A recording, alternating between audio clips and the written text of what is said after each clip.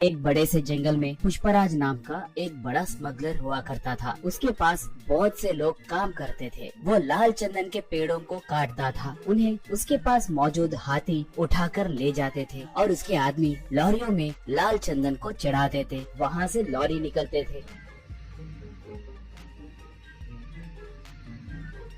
वहाँ पर चेकपोस्ट के पास मौजूद पुलिस वाले भी पुष्पराज के ही आदमी होने के कारण उनकी जांच करे बिना ही वो लोग लॉरियों को छोड़ देते थे। ऐसे उसके जुर्म का साम्राज्य बहुत फैला हुआ था। उसके पास गंगा नाम की एक हाथी थी। पुष्पराज को गंगा बहुत पसंद थी। उसे अच्छा खाना खिलाते हुए उसका बहुत ख्याल रखता था।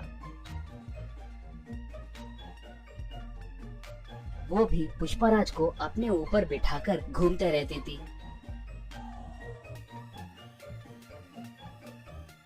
पुष्पराज आसपास के गांव में भी बहुत दान करता था। इसलिए अगर गांव में कभी कोई पुलिस की गाड़ी आती तो उस गांव में रहने वाले पुष्पराज के आदमी तुरंत पुष्पराज को फोन करके उसे जानकारी देते थे। इससे पुष्पराज सतर्क होकर जंगल में दूसरे इलाके को अपने आदमियों के साथ मिलके चला जाता था। पुलिस वाले आकर वहां पर देखे तो उन्हें कोई नहीं दिखते थे। इससे वो लोग सर पकड़ लेते थे। एक बार उस इलाके को एक नया एसपी आया। उसका नाम शेखावत था। वो बहुत बड़ा रिश्वतखोर और भ्रष्ट ऑफिसर था। वो बहुत बड़ा क्रूर और मूर्ख आदमी था। वो जैसे तैसे पुष्पराज को पकड़ने के लिए देख रहा था।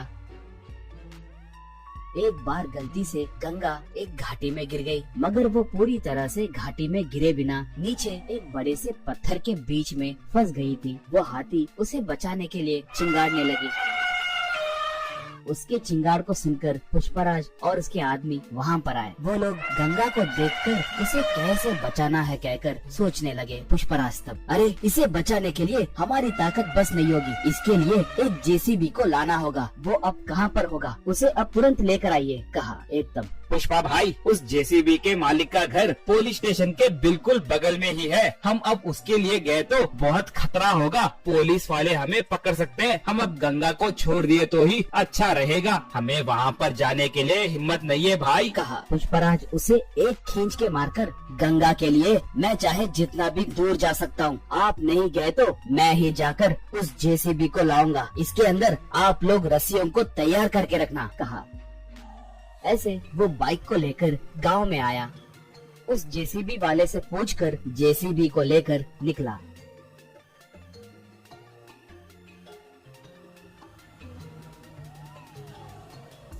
उसे देखकर एक पुलिस इन्फॉर्मर शेखावत को फोन करके पूरी बात बताया। बस शेखावत तुरंत अपने जीप में निकला। पुष्पराज पहाड़ के पास पहुंचकर जेसीबी को रस्सियां बांधकर उनसे गंगा को ऊपर खींचकर उसे बचाया। गंगा ऊपर आकर खुशी से चिंगाड़ने लगी। पुष्पराज को अपने सूंड से आशीर्वाद दी। इतने में शेखावत वहाँ पर आकर बंदूक से पुष्पराज पे निशाना साधा। शराफत से सरेंडर हो जाओ, वरना ये बुलेट तुम्हारे भेजे में घुसेगी, कहकर पुकारा। उसे देखकर पुष्पराज के आदमी मारे डर के वहाँ से भाग गए। पुष्पराज तब, मैं तुम्हारे बारे में बहुत कुछ सुना हूँ। तुम्हारे जैसे निठल्लों को मैंने बहुत देखा है। मैं तुम्हें सरेंडर हुआ तो भी तुम मुझ पर केस डालकर मुझे जेल में नहीं डालोगे कहकर मुझे अच्छे से पता है। मुझे एनकाउंटर करोगे कहकर मैं जानता हूँ, कहा शेखावत तब।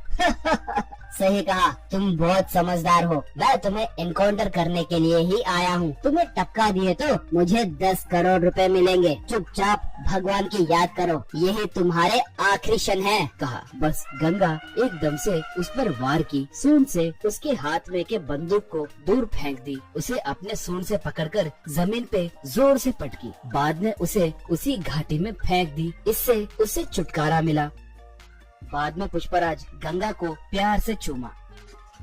उसके ऊपर बैठकर जंगल की ओर निकला पुष्पराज। दोस्तों, आपको ये कहानी पसंद आई तो दया करके हमारे चैनल को सब्सक्राइब कीजिए। उसके साथ साथ वीडियो को लाइक मार के आपके दोस्तों को शेयर भी कीजिए। पुष्पा 2 के लिए कौन कौन इंतजार कर रहा है हमें